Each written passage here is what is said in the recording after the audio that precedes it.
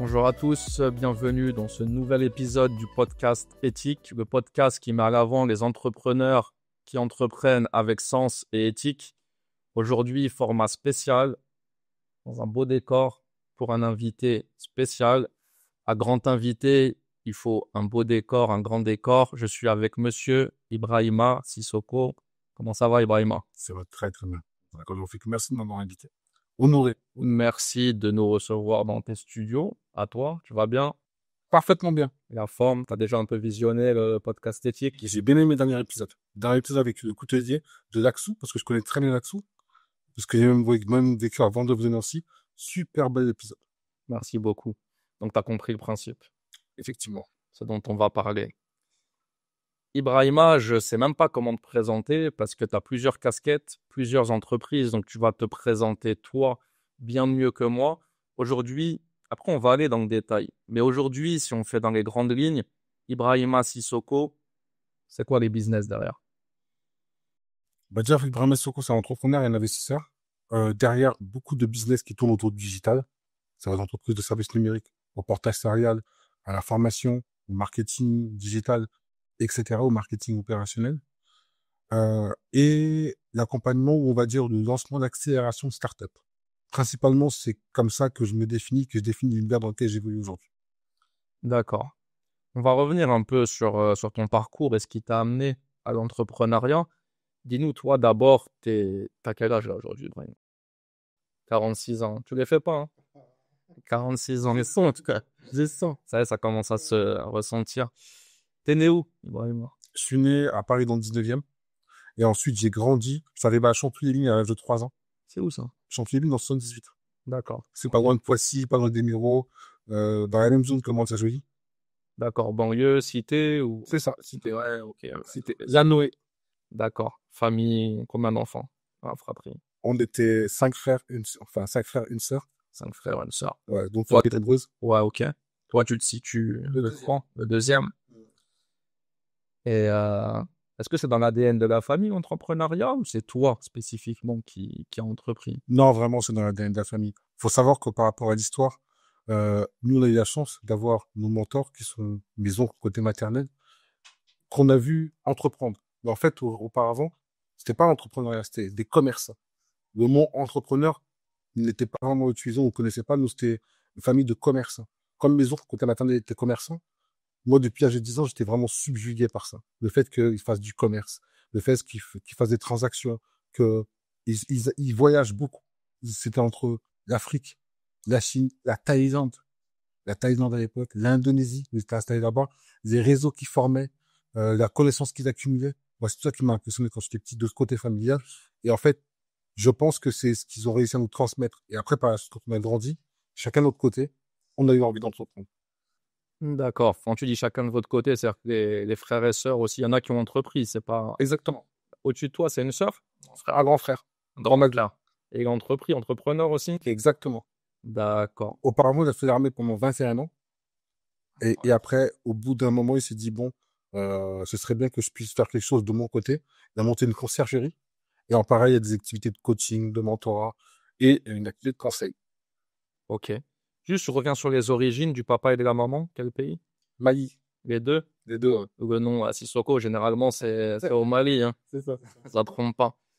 Je m'interroge, tu vois. Si ton grand frère n'avait pas entrepris, est-ce que toi, tu aurais entrepris? Oui, parce qu'en fait, j'ai entrepris avant mon grand frère.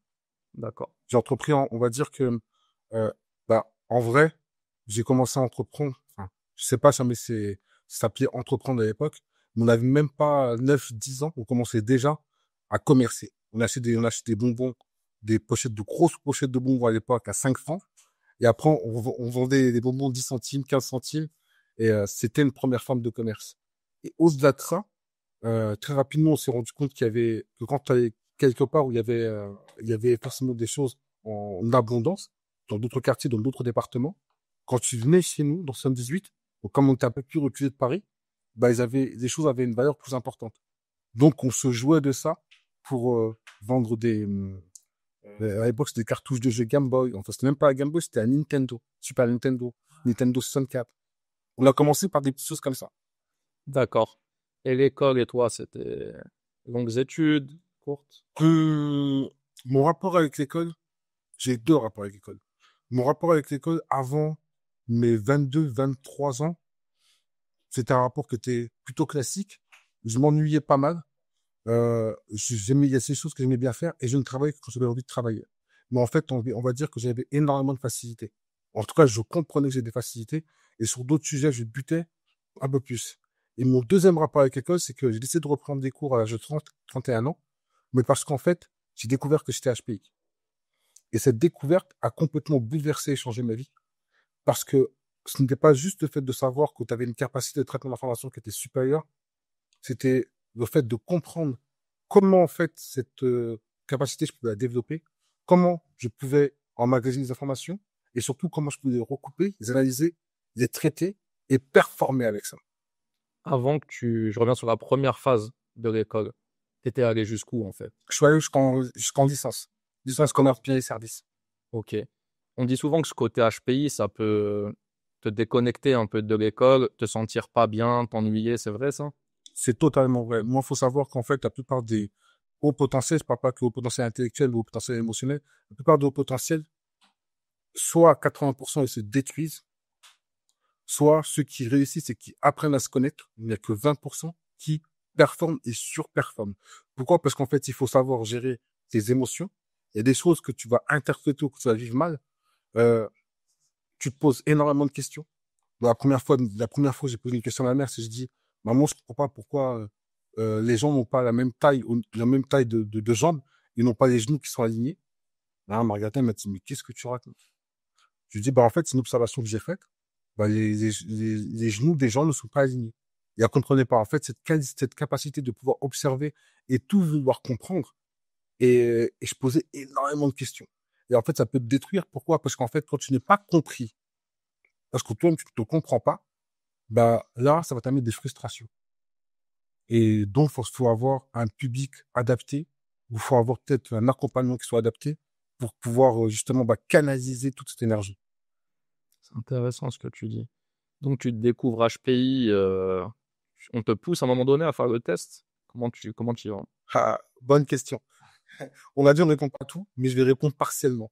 Effectivement, dans des conditions très particulières, je fais le test. On m'amène à faire le test. Donc, je découvre. Et après, quand la personne, au résultat du test, n'y croit pas vraiment, je le refais une deuxième fois. Et là, elle revient me voir, elle me dit, es-tu au courant que tu es au potentiel intellectuel? Et là, je dis, ça veut dire que je suis surdoué. Et d'un air malinois, tu vois, pour un petit peu me foutre d'elle. Et elle me dit, ouais, mais ça veut pas dire que tu es intelligent. Et moi, je comprends pas. Vraiment, je comprends pas. Je dis, comment ça?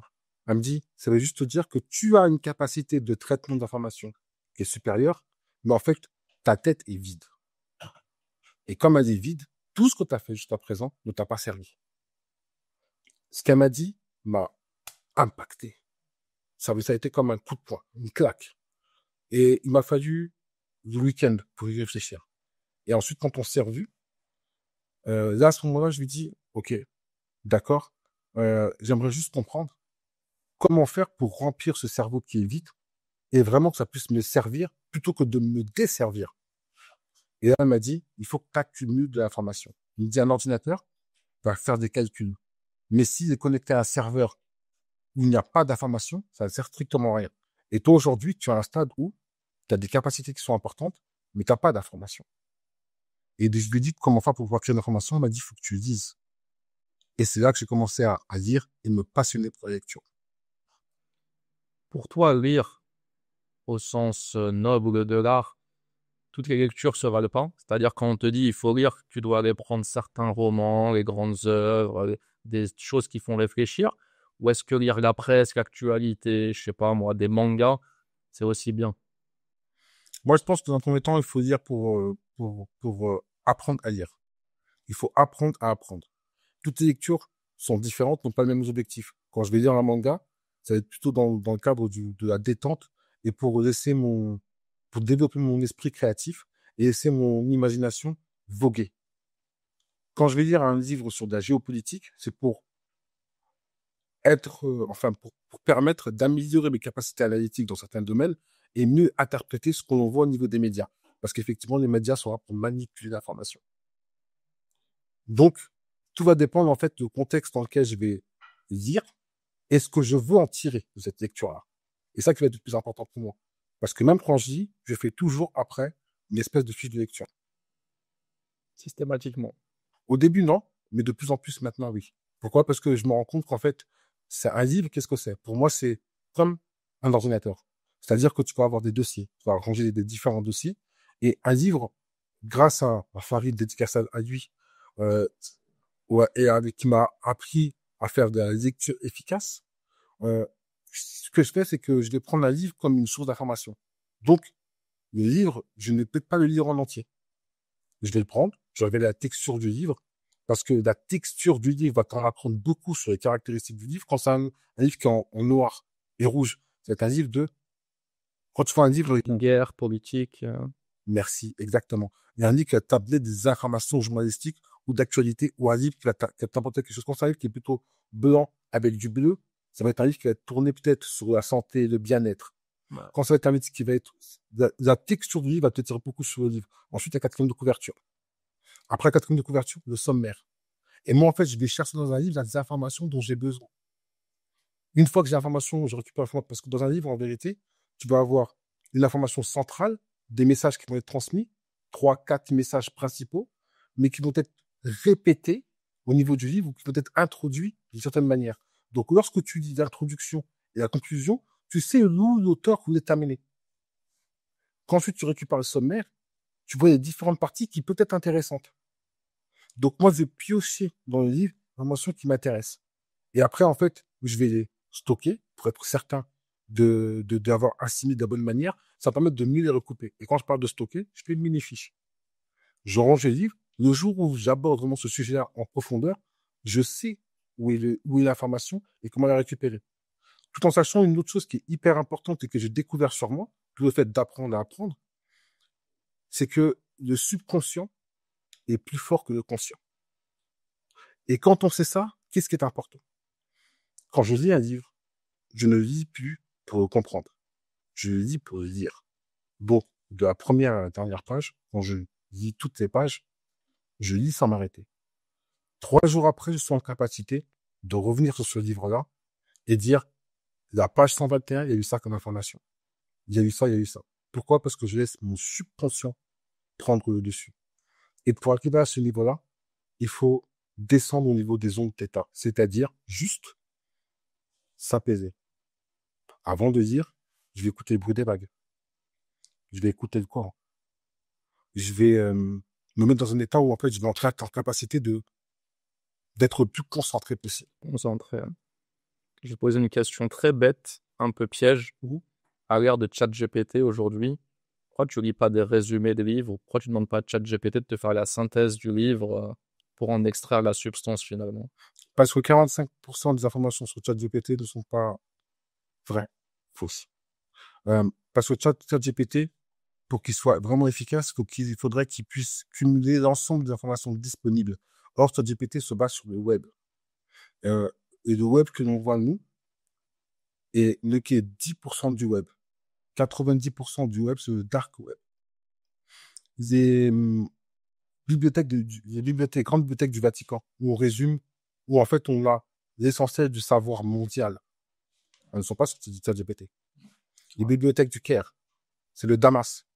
Elles ne sont pas sur ChatGPT. Donc, ce qui veut dire que jamais tu ne restes que sur ChatGPT pour pouvoir avoir une connaissance et te dire que ta connaissance va être à ce niveau-là. Eh ben, déjà, tu biaises ta base de données de connaissances. D'où l'importance, pour moi, de me dire, OK, ChatGPT est un élément qui te permet d'accélérer, d'aller plus vite pour des questions basiques. Mais quand tu vas sur des questions un peu plus, soit philosophiques ou un peu plus touchy, où il va falloir creuser au niveau d'expertise, bah là, il est important d'aller chercher l'information là où elle est et aller dans les livres. La réponse, elle me convient bien. C'était très intéressant là, ta façon de lire. Je voulais revenir un peu aux aspects entrepreneuriaux. Quand est-ce que tu lances tu nous as parlé des bonbons, tout ça, d'accord.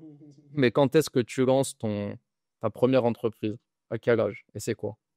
19 ans, 19-20 ans, ça s'appelait Caméléon Diffusion. distribution de prospectus et collage d'affiches. Je vais en 2000, je vais à Londres pour fêter le jour de l'an 2000 parce que tout le monde pensait que les montres allaient s'arrêter, ouais, c'est pour ceux qui s'en rappellent, hein. On avait des problèmes. Après, il a bu l'internet ou je sais pas quoi. C'est ça. Tout le monde pensait que tout allait s'arrêter en 2000. Donc, je vais à Londres et là, je rencontre Khalid, une personne qui va devenir une personne très proche et un ami. Et lui, il me parle de ce qu'il fait le week-end pour gagner de l'argent le soir. C'est distribution de prospectus, décollage d'affiches. Par contre, plutôt que de me dire, écoute, il y a un plan, viens faire comme moi, il me dit, j'ai envie de monter une boîte. Il avait des contacts, il avait des idées, c'était un créatif. Par contre, il manquait ce côté structuration et ce côté, viens, on y va. Il m'en a parlé, ça m'a tout de suite plu. Et quelques mois après que j'ai été sur Urbanac pour espionner et voir comment il fonctionnait, à ce moment-là, on lance Caméléon Diffusion et on va rester associé pendant 1 an et demi. Où on va arpenter les rues de Paris, ça soit Châtelet à l'époque, Bastille, d'Enfer, Rochereau, Clignancourt. On va distribuer les affiches, mais également faire du collage d'affiches. On va travailler pour la Fnac, Déter. On va travailler pour Universal à l'époque, c'était au métro Luxembourg. On va travailler pour certains artistes, dont La Brigade, Test et Rust, etc. Comment avec du recul, c'était un bon business, c'était rentable? C'était pas du tout rentable. Du tout. Première expérience. Première expérience, on travaillait 10 à 14 heures par jour. Et un jour, en fait, on était mort de fatigue. Et on était en train de faire des calculs sur ce qu'on avait gagné dans la journée. Et on s'était rendu compte que on avait gagné moins de 2 francs de l'heure chacun. Donc, on rigolait, on se foutait l'un de l'autre en se disant que même si on avait été travailler au McDo, ça aurait été beaucoup plus rentable. Mais vous l'avez fait en tout cas. Et après, il se passe quoi? C'est quoi la suite? La suite, c'est que j'ai la chance, moi, un petit peu avant d'aller en Thaïlande voir mon oncle.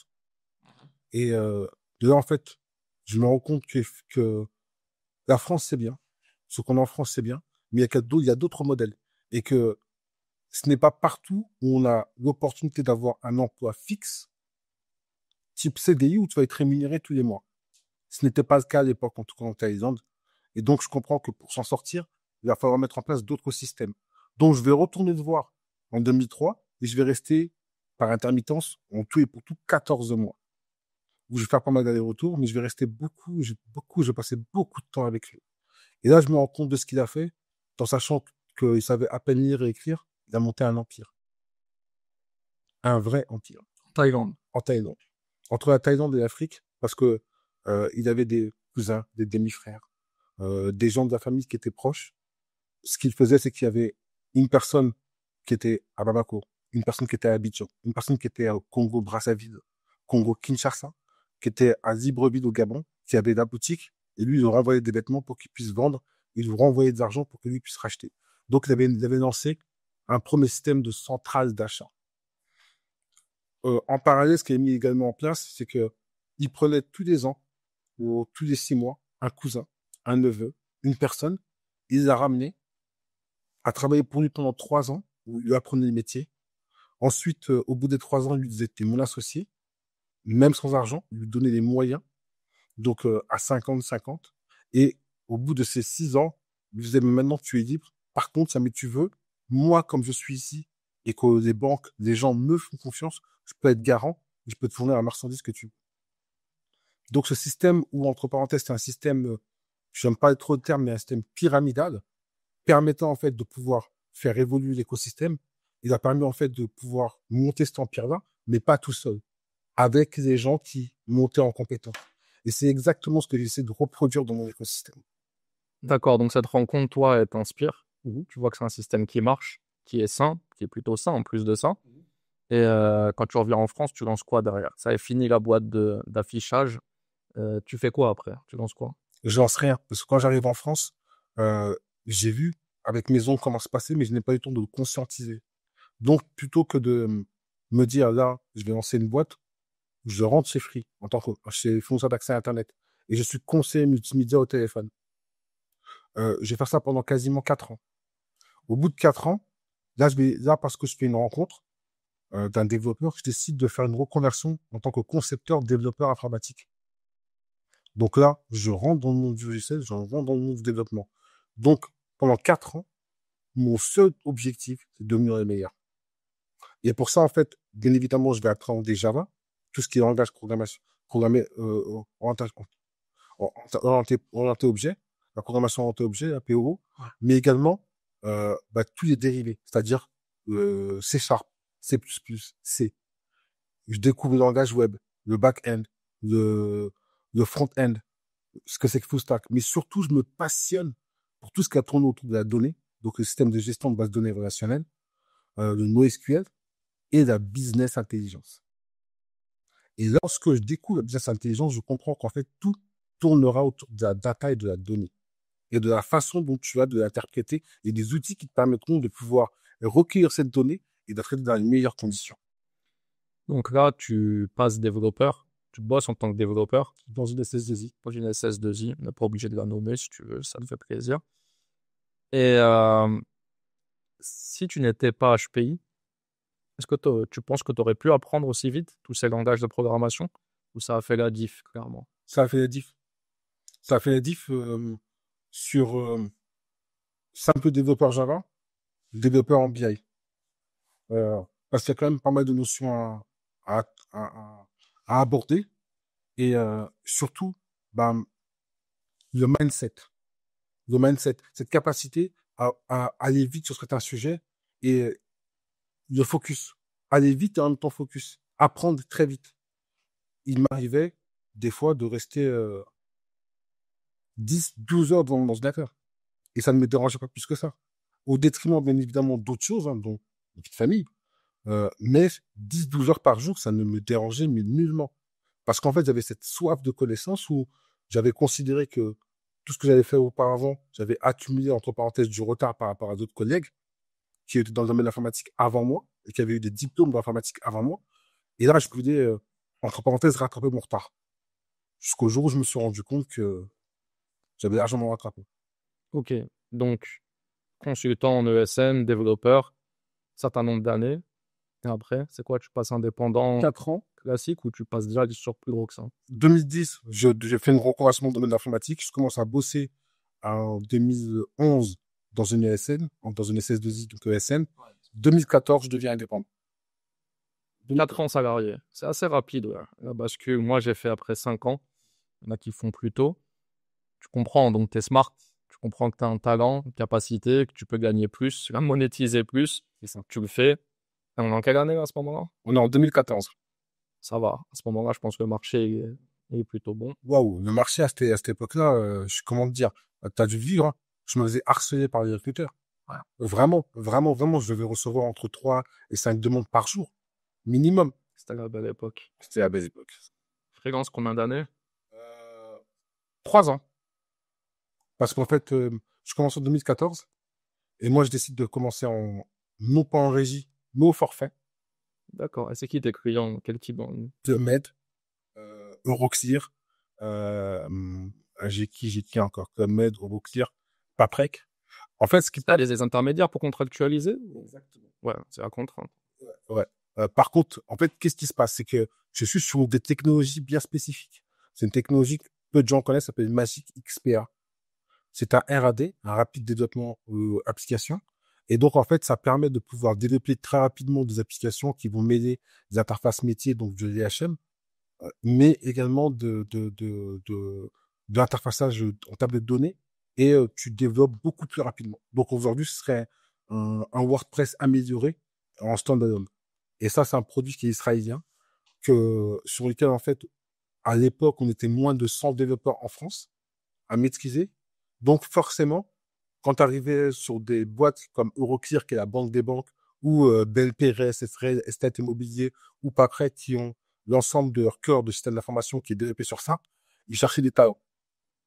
Ça, c'est un peu coup de chance que tu étais spécialisé là-dessus ou tu savais qu'il y avait peu de monde? Totalement. C'est vraiment, je suis arrivé dedans totalement par hasard. Par hasard. Ouais, totalement par hasard, parce qu'en fait, quand j'ai commencé à bosser dans la première boîte dans laquelle j'étais, ma première mission, on m'a demandé de développer pour Digicel, qui est Bouygues Télécom Caraïbes, un élément qui permet en fait de faire, tu sais, à l'époque, on avait les cartes à gratter. Ouais. Les parents avaient les cartes à gratter, ils appelaient un numéro vert, et après, ils avaient un certain nombre de noms de millions. Oui. Ah, je l'ai fait pour ma mère, ça. Plusieurs fois. Va m'acheter une carte, va m'acheter. C'est ça. Et ben, la personne qui était derrière la création de ces cartes-là, c'était moi. C'est-à-dire qu'en fait, j'avais développé un logiciel qui permettait d'aller chercher dans une base de données type Oracle, euh, l'ensemble des numéros entre 14 et 18 chiffres qui étaient déjà générés pour en créer des nouveaux sur sur une application de minutage, existante. Donc, c'était un numéro d'identification unique entre 14 et 18 chiffres qui était relié à un certain nombre de minutes, euh, par, par, ouais, et donc, en fait, on faisait le lien avec ça. Donc, moi, c'est le premier élément que j'ai développé via la boîte dans laquelle j'étais. Et ensuite, on va passer tout de suite sur Magic XPA pour Digicel parce qu'il y a un module qui était fait là-dedans. Et donc, j'aborde cette technologie. Je comprends qu'elle est très spécifique. C'est un marché de niche. Mais je m'attendais pas forcément à pouvoir travailler là-dedans parce que quand je quitte cette boîte-là pour devenir indépendant, ce n'est pas moi qui cherche. On vient me chercher. D'accord. Donc, ils vont la compétence, ils viennent te chercher. On pourrait en parler longtemps et longtemps, mais il y a tellement de choses à dire, tu vois. Donc, tu as les années freelance. À quel moment tu te dis, parce que freelance, ça va quand même, tu gagnes bien ta vie, machin. J'ai jamais autant gagné d'argent de ma vie. Voilà. Donc, en plus, tu vas en forfait, ce qui est une spécificité, hein, c'est audacieux. Donc, on sent le côté entrepreneur déjà, parce que la plupart des freelances, moi y compris, on fait de la régie. Euh, Pourquoi à un moment donné, tu dis pas, allez, je fais ma vie comme ça, je vends mes missions au forfait et je continue. Et puis, pourquoi tu De, veux plus? de forfait, je passe à régie. En régie, je facture beaucoup moins. Mais en fait, je rentre dans des projets qui m'intéressent. Parce que le problème que j'ai toujours, enfin, qui n'est pas un problème, c'est j'aime bien ce que je fais. Moi, j'aime ce que je fais. Donc, oui, il y avait cette volonté-là de pouvoir continuer à gagner de l'argent, mais en même temps, je voulais développer des compétences dans un domaine d'activité où vous n'avez pas fait mes preuves, la business intelligence. Mais donc, pour ça, il faut baisser ton TJM. Parce que qui va te prendre sur des compétences que tu vas leur dire, je vais développer chez vous? Ils vont dire, mais non, mais c'est pas ce qu'on veut. Donc, comme je voulais absolument aller en BI et que je voulais aller sur des projets intéressants, bah là, à ce moment-là, j'ai revu mon taux journalier moyen. Et donc, j'ai accepté de diminuer mes revenus parce que je voulais vraiment, entre parenthèses, percer dans ce domaine-là. Quand j'arrive dans ce domaine-là, je m'épanouis.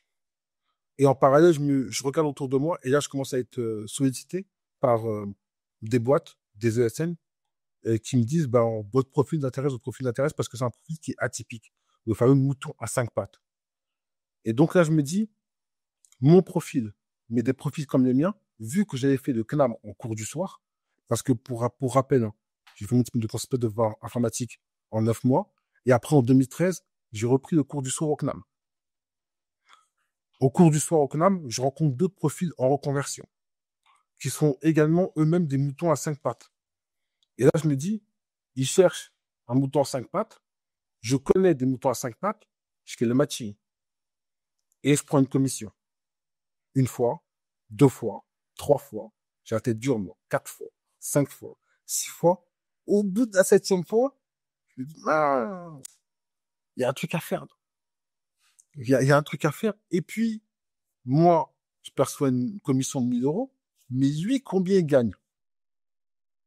En faisant des recherches, je découvre le monde de l'ESN, mais vraiment. Et là, je me dis, ah, ok, pourquoi pas monter une ESN? Donc, je crée une ESN qui mettra beaucoup de temps à se développer. C'est très dur le monde de l'ESN, même à cette époque-là, même si quand il y avait des opportunités, parce que ça nécessitait pas mal de réseaux et d'organisations. Et moi, j'étais en même temps en mission, mais j'ai la chance de découvrir le portage salarial.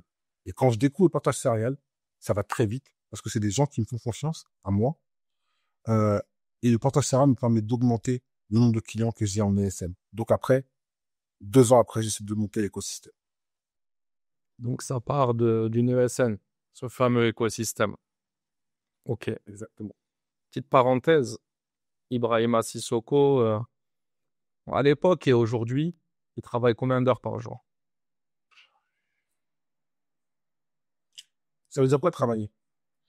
Ibrahima Sissoko, si je prends en 2013, ouais, jamais je prends en 2013, euh, je prenais le train de 6 heures du matin à tel point que les gens du quartier dans lequel j'ai grandi, certains travaillaient dans le domaine du bâtiment, quand ils me voyaient prendre le train à 6 heures du matin en étant que, et on me l'a dit même la semaine dernière, ils ne savaient pas que je travaillais dans l'informatique.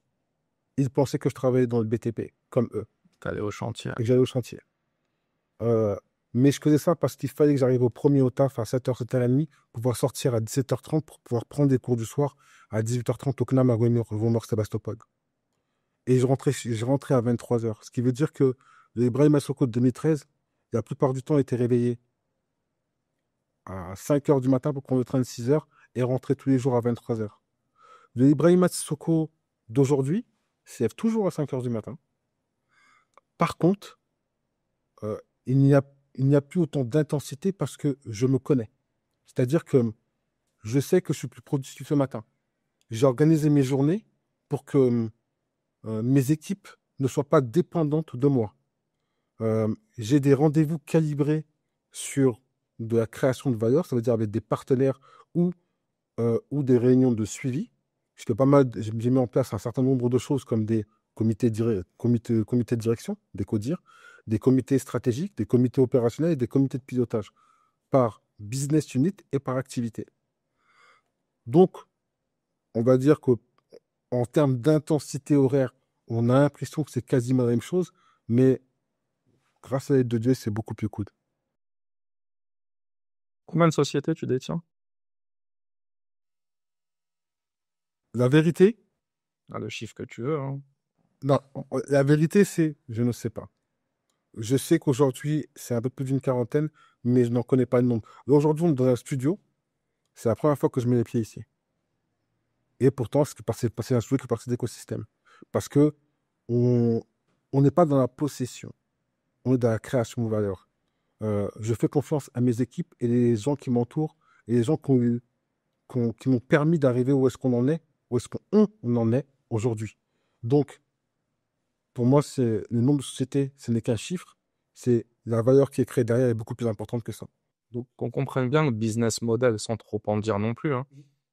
Tu crées une boîte et tu mets quelqu'un à la tête et tu le laisses gérer, ou tu aides financièrement quelqu'un qui veut lancer une boîte, donc elle t'appartient et tu as tes parts dedans en partie ou beaucoup, ou les deux. C'est un mix des deux.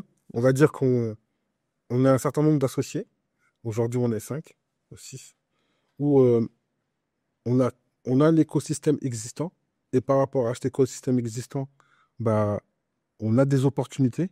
Soit des personnes qui sont avec nous depuis 2, 3, 4, 5 ans, qui sont arrivées en alternance ou sont arrivées par d'autres biais, arrivent et nous disent, j'ai une idée. Donc, c'est de l'intrapreneuriat. Donc, on peut y mettre des capitaux. On peut y mettre un ensemble de choses, des moyens, des ressources, des locaux, un accompagnement spécifique, du mentorat, tout ce que tu veux qui va permettre de pouvoir faire décoller cette activité. Ou soit, c'est des personnes complètement extérieures qui vont arriver, qui vont dire, là, il y a une opportunité, on a un business qu'on veut lancer, il y a ci, il y a ça. Euh, Qu'est-ce que tu en penses? Comment on peut faire? Et on voit comment on peut s'associer à cette initiative.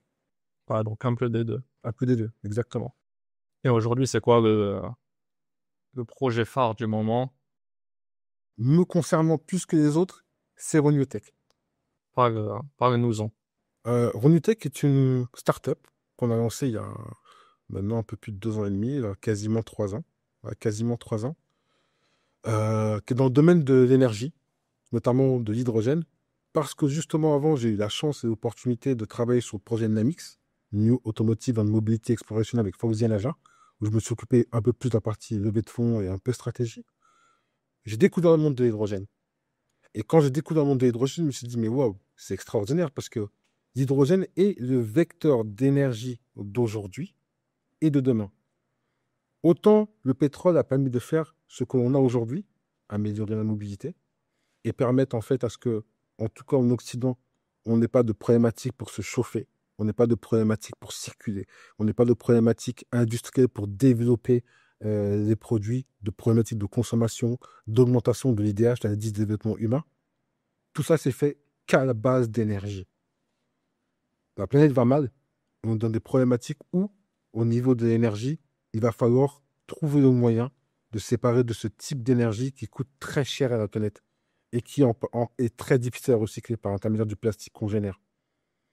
L'hydrogène est un vecteur d'énergie. Ça veut dire que ce n'est pas l'énergie, mais tu peux stocker tout type d'énergie sous forme d'hydrogène. quand j'ai compris ça, j'ai voulu créer des éléments qui vont tourner autour de ça, via une chaîne de valeur, qui vont permettre d'améliorer les cas d'usage. Aujourd'hui, Renewtech, simplement, on crée un générateur qui permet de rendre une maison complètement autonome en énergie hors réseau. Le but, clairement, c'est pour l'Afrique, un déploiement en Afrique, d'ici quelques années, que chacun en Afrique ait sa propre mini-centrale électrique à la maison, qu'il n'ait pas de problème de frigo pour pouvoir conserver des aliments, parce qu'en fait, 70% de la production qui est faite en Afrique en général, elle est gaspillée, qu'il n'ait pas de problématique de pouvoir réchauffer sa maison quand il le faut, ou la refroidir quand il le faut, que ses enfants puissent étudier parce qu'on a des problématiques liées à la lumière, tout simplement, la luminosité, et que, enfin, on puisse commencer à industrialiser l'Afrique. Ça me plaît. Ça, c'est éthique. Il y a deux questions qui me viennent.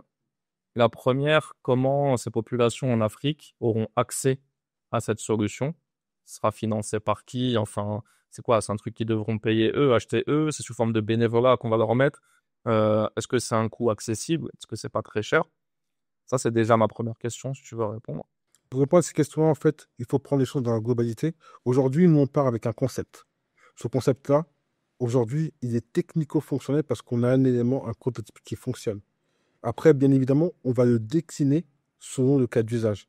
Par exemple, euh, pour pouvoir faire en sorte qu'une communauté, un village, puisse, lui, bénéficier de ça et que ça ne lui coûte pas grand-chose, il faudra développer une infrastructure, des centres de convergence de réseau où on va stocker l'hydrogène en grande quantité, on va la produire, la stocker en grande quantité et la répartir.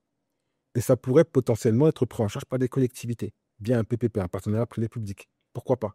Mais il y a également des systèmes complètement individuels où des gens pourront se fournir en matériel et eux se dire, bah voilà, moi c'est ma maison, qui a une surface de 200-250 mètres carrés, et en fait, en mettant en place ce système, en le déployant, je suis complètement autonome.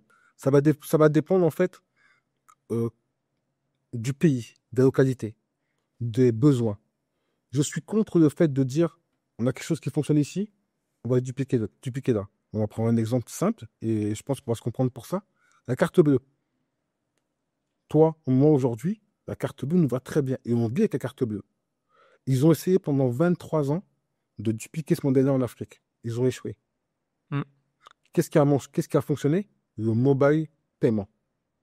Pourquoi? Parce que c'était par rapport à leurs usages de confiance et surtout, tout le monde avait un téléphone. Donc, ils ont réussi à démocratiser le mobile paiement en Afrique et c'est ça qui aujourd'hui est la norme. Donc, plutôt que de se dire on va prendre ça et on va le dupliquer, nous on arrive avec notre approche. Je suis d'origine africaine, mon père et ma mère sont africains. Très bien, moi je suis français. En toute humilité. C'est-à-dire que même jamais je me sens malien, je suis français. Je ne connais pas les problématiques réelles sur le terrain tant que je ne les ai pas abordées. Et le but, justement, c'est d'établir ces ponts avec la diaspora, où on va prendre des personnes localement présentes là-bas, établir leurs ponts et leur demander, mais de quoi avez-vous besoin, vous? Qu'est-ce qui va fonctionner? Comment l'établir? Comment faire pour créer de la valeur ensemble? Et là, ce sera pertinent. Comme tu le dis, aujourd'hui, il y a des manques en Afrique d'électricité, le frigo, la lumière, etc. On est en 2025. Je pense que les belles initiatives comme la tienne, il y en a eu par le passé. Et sans rentrer dans les polémiques ou les complots, machin, on voit pas les évolutions fulgurantes et ça dépend des pays, il y a du cas par cas. Et je suis pas assez bien renseigné, mais le fait est que tu pars de ce constat qu'il y a encore des problèmes. T'as pas peur des obstacles, des politiques, des bâtons qu'on pourrait te mettre dans les roues pour que ton projet ne se développe pas? Peur, non. Des obstacles, il y en aura, il y en a, et il y en aura toujours. Si on prend des gens que je trouve hyper inspirants comme Mo Ibrahim, qui est quand même celui qui a démocratisé tout ce qui tourne autour des réseaux télécoms euh, dans toute l'Afrique noire et dans toute l'Afrique en général, il a rencontré des obstacles énormes, mais il a réussi à le faire. C'est vrai. Si on regarde aujourd'hui, euh, pas le prisme de qu'est-ce que l'État que le rôle de l'État ou qu'est-ce que l'État peut jouer comme rôle dans le développement de ce type d'initiative. Mais c'est dire plutôt que dans toute initiative, partout dans le monde, c'est toujours les privés qui ont mené la barre. Même si aujourd'hui on veut nous faire croire que, par exemple en France, c'est les politiques qui mènent la barre, c'est totalement faux. Sans initiative privée, il n'y a pas de politique. Les deux sont, entre parenthèses, complémentaires, mais il faut déjà de grosses initiatives privées. Elon Musk, Bill Gates, et eux, qu'est-ce qu'ils ont fait? Ils sont basés sur les technologies et des lois que tu connais. La loi de Moore, par exemple. La loi de Moore qui permet de dire que tous les 18 mois, on double de capacité de stockage et capacité liée au traitement d'informations. D'où le fait qu'on est passé à 8 gigas, 16, 16, 32, 64, 128, 256, etc. Et même en termes de capacité de stockage. Bon, c'est sur ça que s'est basé Bill Gates pour dire, dans les années 70, je fais en sorte qu'il y ait un ordinateur de maison dans tous les foyers dans le monde. Parce qu'il savait que face à la grosse machine qui était en face de lui, qui faisait quand même la taille d'une pièce, avec le temps et cette loi de Moore, on allait pouvoir diminuer la taille des transistors, diminuer la taille des cartes mères pour que ça soit accessible à toute personne. Donc, ce n'est qu'un problème de vision. La vision qu'on établit aujourd'hui est une vision qui va certainement être relayée par d'autres personnes et c'est le but. On porte une initiative, on porte un concept, on porte un projet, qu'il soit finalisé par nous ou pas, peu importe, on porte quelque chose qui va permettre d'améliorer l'indice de développement humain dans toute l'Afrique. Et c'est sur ça qu'on se base. Donc forcément, il y aura des obstacles. Nous, on n'a pas peur de ça. C'est le début encore aujourd'hui. On n'est qu'au début parce que même au niveau de l'évolution de technologie, le stockage hydrogène peut s'effectuer de façon gazeuse, liquide, mais on parle très peu de la façon solide. Gazeux, on est sur 350 bars. Aujourd'hui, avec Namix, on fait une promesse d'arriver à 700 bars. Le liquide, c'est ce qui va être utilisé pour les grosses productions et de grosses distributions, par exemple l'Arabie Saoudite, qui sont à fond dans le carriage liquide au niveau de l'ammoniac, pourront transporter des tonnes et des tonnes d'hydrogène liquide à travers le monde qui pourront exporter et vendre à d'autres pays qui en ont besoin. Aujourd'hui, nous, on fait un pari où on se dit, on ne s'occupera pas de la production de masse, parce qu'on ne peut pas tout faire, mais par contre, on aura des partenaires qui, eux, vont s'occuper de la production. Nous, on va s'occuper de la partie intégration et cas d'usage. Et le meilleur moyen pour développer ce cas d'usage, c'est de faire de l'hydrogène solide. L'hydrogène solide, qu'est-ce que c'est? C'est le fait qu'on ait l'hydrogène gazeux qu'on va stocker dans des hydrures métalliques pour l'absorber et le désabsorber en température ambiante, sous des pressions qui sont inférieures à 30 bars. Et quand c'est inférieur à 30 bars, tu peux l'utiliser à la maison. D'accord. Ah, je connaissais pas du tout cet aspect solide. Ça fait partie des innovations sur lesquelles on travaille et des éléments qu'on a brevetés. On a compris, tu travailles beaucoup, tu te lèves tôt, tu te couches tard.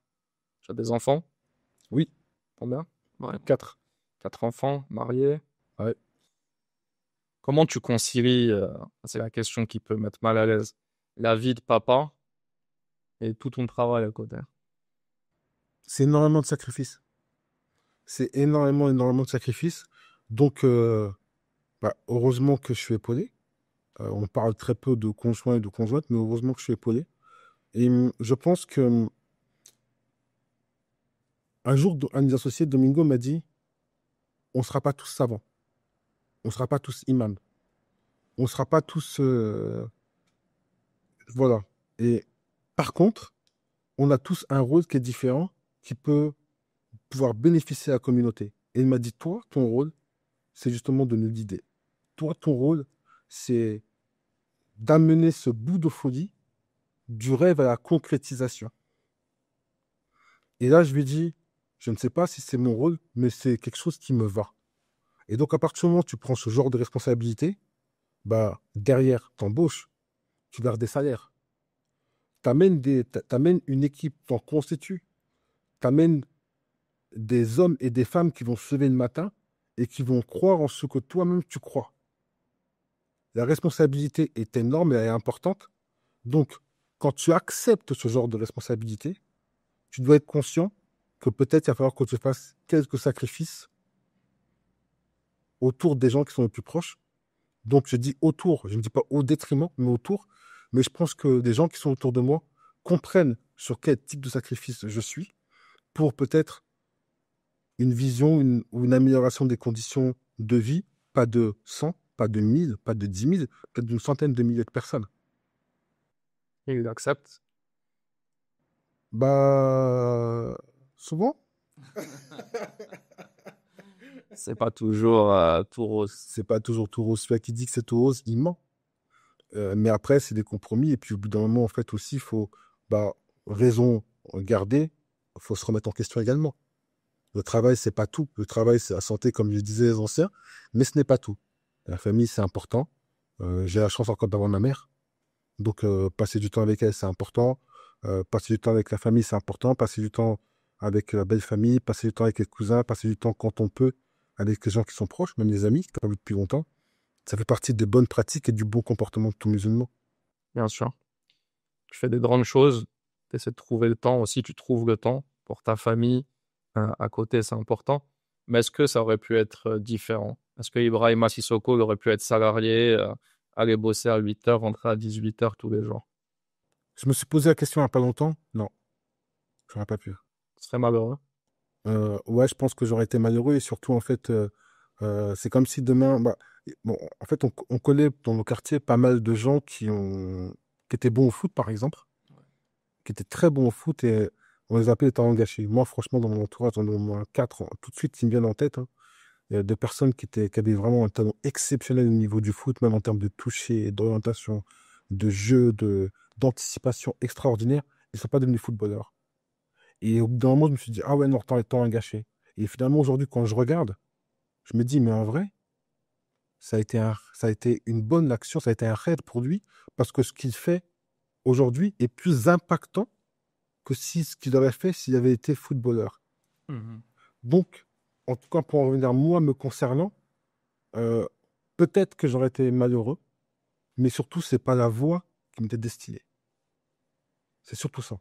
La voie qui m'était destinée, c'était monter sur des opérations risquées, y mettre du temps, d'intensité, du cœur, jusqu'à des fois en avoir des problèmes de santé, mais peut-être parce qu'en fait, euh, pas que d'autres personnes ne pourraient pas le faire, mais de la façon dont je le fais, non, je pense pas.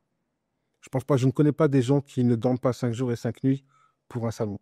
Je ne connais pas de gens qui sont en capacité de travailler sur un rapport aux 26 heures sans s'arrêter et sortir 143 pages. Je ne connais pas de personnes qui sont en capacité de faire 6000 km en 4 jours, d'avion en avion, juste pour essayer de chercher une signature.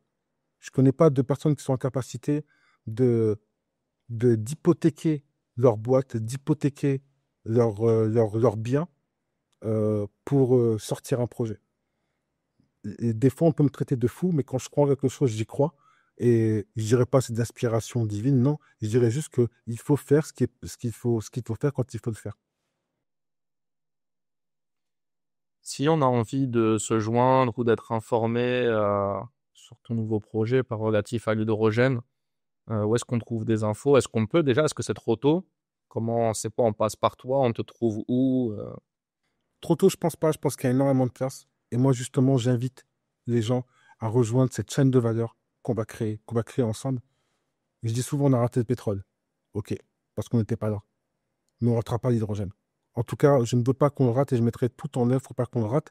Et j'aimerais qu'il y ait des gens comme toi, des gens comme, comme, comme nous, des nous qui se disent, OK, d'accord, vous n'avez peut-être pas les capitaux pour lancer dans l'industrie, mais aujourd'hui, je peux intégrer cette chaîne de valeur, y apporter ma pierre à l'édifice à son domaine du service, du produit ou en termes d'intégration, ou en tout cas, il y a énormément de place. Et en fait, pour que bah, demain, après-demain, les choses soient perçues d'une autre manière. C'est la connaissance qui fera la différence. Ok. Et où est-ce qu'on peut accéder? Du coup, il y a des informations relatives à tout ça? J'ai créé un petit groupe WhatsApp. dont tu- Ouais, je suis dedans, bien sûr. Je suis ça. Exactement, un petit groupe WhatsApp énergétique. Mais je pense que bah, pour l'instant, je communique pas mal sur LinkedIn par rapport à ce genre d'initiative. Je vais vraiment le faire en format un petit peu restreint, mais on va essayer de démocratiser. On va sortir bientôt bah, des formats qui seront accessibles en termes de podcast pour créer du contenu et qu'ils en comprennent ce qu'il en est, hein, toutes les spécificités que j'ai abordées, mais de façon plus large, plus générale et plus abordable.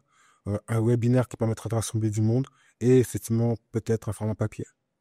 Ok, donc dans l'immédiat, on cherche Ibrahima Sissoko sur LinkedIn. J'ai une question avant qu'on termine qui me revient. Je me suis toujours demandé les tests HPI. Me dis pas que c'est les trucs, quels sont les dominos qui suivent, machin. Parce que ça, moi, je l'ai fait pour entrer en école de commerce. Et ces trucs-là, je trouve que c'est biaisé. Ok. Donc, je suis curieux de savoir ce que c'est. Tu vas nous le dire pour tous ceux qui seraient curieux. Parce que le truc des dominos, moi, je me dis, ça se prépare en fait. Et le résultat n'est absolument pas le même si tu le prépares en amont ou pas. Toi, c'était quoi les tests que tu as Ça va passés? durer 3 heures, c'est avec un psychologue. Et effectivement, tu as des tests, une partie qui est sur ce que tu parles des dominos, mais l'autre partie, c'est un entretien. Une autre partie également, c'est sur de la logique inversée, où tu vas avoir un certain nombre d'images, on va ton interprétation par rapport aux images, et la façon dont tu vas analyser les choses. Donc, ça réunit un ensemble de facteurs. Ça dure à peu près 2h30, 3 heures. Ça va dépendre de l'âge. Quand bien évidemment, tu as 14, 16 ans, parce que j'ai fait pour quelqu'un il n'y a pas très longtemps, ça dure 1 heure, 1h30. Et on te donne des bribes. On te dit, voilà ce qu'on interprète. Mais il faudra revenir dans 2, 3 ans pour voir si effectivement c'est le cas. Par contre, quand tu as un âge adulte, ben, on va faire un mix entre HBDI, entre Enneagramme ou entre disques. Ça va dépendre de la sensibilité de la personne qui va t'interroger. Parce qu'il existe plusieurs tests. Il y a le test Enneagramme, il y a le test HBDI, il y a le test de disque, et c'est des études de ta personnalité et qui vont amener un espèce de code couleur pour savoir si tu es plus organisationnel, tu es plus rigoureux, tu es plus créatif. Et de là, en fait, ils vont voir ton potentiel et tes caractéristiques. Donc, c'est pour ça que quand on parle d'HPI, c'est des notes. C'est-à-dire qu'en dessous au-dessus de 130, on te considère comme haut potentiel. Euh, et après, bah, en fait, son degré, on va dire, bah, tu tends plutôt vers ça. En sachant que un haut potentiel peut être un potentiel émotionnel ou intellectuel. Et qu'il y a plusieurs formes d'intelligence. On est souvent émotionnel quand on est intellectuel ou... C'est rare. C'est rare. Moi, en tout cas, les personnes que j'ai été amené à rencontrer, parce qu'après, en fait, tu t'arrives à détecter ou voir plus ou moins des gens qui te ressemblent. Moi, je connais autour de moi beaucoup d'HPE, pas beaucoup d'HPI. Et j'ai longtemps vécu, moi, comme une maladie, hein. J'ai longtemps vécu comme maladie avant même de savoir ce que Je me c'était. trompe si, dans ton cas, le cerveau il a du mal à s'arrêter, non? Il ne s'arrête pas. Ça, les problèmes. Et en fait, pour arrêter le cerveau, ce que je fais, c'est que je dois, le soir, trouver des moments où je vais apaiser ou descendre mon niveau de conscience. Tu regardes des trucs débiles à la télé, non? Ça marche plus. Tu mets Hanouna, ça. Encore pire. Ah, tu déconnectes. Comment tu fais, voilà? Le bruit des vagues et beaucoup de spiritualité. Écouter le Coran aussi, ça peut Exactement, le lire. le lire. Le lire. Le lire, comprendre l'interprétation. Ça permet d'abaisser mon niveau de conscience. Et quand j'ai abaissé mon niveau de conscience, j'ai beaucoup plus de facilité à trouver le sommeil. Et même quand je dors, bah, le matin, il est pas rare que je me réveille le matin en disant, j'ai trouvé. Parce qu'il faut apprendre à connaître son cerveau et tu te rends compte que quand tu as une problématique, elle n'est jamais traitée sur le tas. Ça vient, frère. Toujours. Ibrahima, est-ce que tu veux conclure, dire un dernier mot à ceux qui nous écoutent? Un conseil, ce que tu veux. Un conseil, je sais pas. Moi, par contre, j'aimerais te dire une chose. Je trouve ton initiative très belle. On s'est connus sur les réseaux, euh, par internet d'un post que tu as fait, je t'ai déjà dit la dernière fois. Et ce post-là, il m'a particulièrement marqué. J'ai vraiment, vraiment beaucoup aimé. J'ai vraiment beaucoup aimé. Je me dis, ah, il a une plume. Il a une vraie plume. Redis-nous, c'était quel, Waouh, c'était un post où tu avais, on va dire, j'appelle ça le héros inversé, où tu avais parlé de la Palestine, mais tu avais inversé les rôles. Et en fait, quand j'ai lu ton post au début, j'ai pas compris. J'ai relu une deuxième fois, je dis, oh, les qualités d'écriture et la figure de style Merci. avaient pris un pas, même sur le contenu. Et j'ai particulièrement adoré parce qu'en fait, on a la chance de maîtriser, enfin, d'être en France et de comprendre et de maîtriser la langue française. Et donc, cette particularité-là, j'apprécie dans les gens qui ont, qui connaissent et qui comprennent le verbe. Tout passe par la communication, tout passe par les mots. Donc, il est important d'en maîtriser les, les périmètres et de pouvoir faire des choses comme tu fais. Donc, après, par la suite, j'ai su que tu travaillais avec Café Crème. Je me suis dit, ah, ok.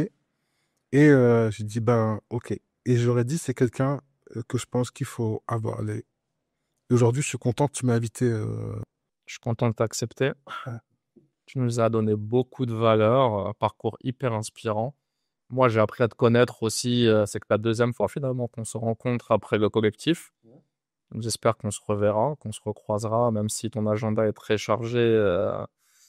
Il n'y a que les montagnes qui se croisent pas, c'est comme on dit. Donc, Ibrahima, merci beaucoup pour ton temps, pour le studio, pour les micros. Merci à toute l'équipe de tournage. Et puis, au prochain épisode, hein. Ciao.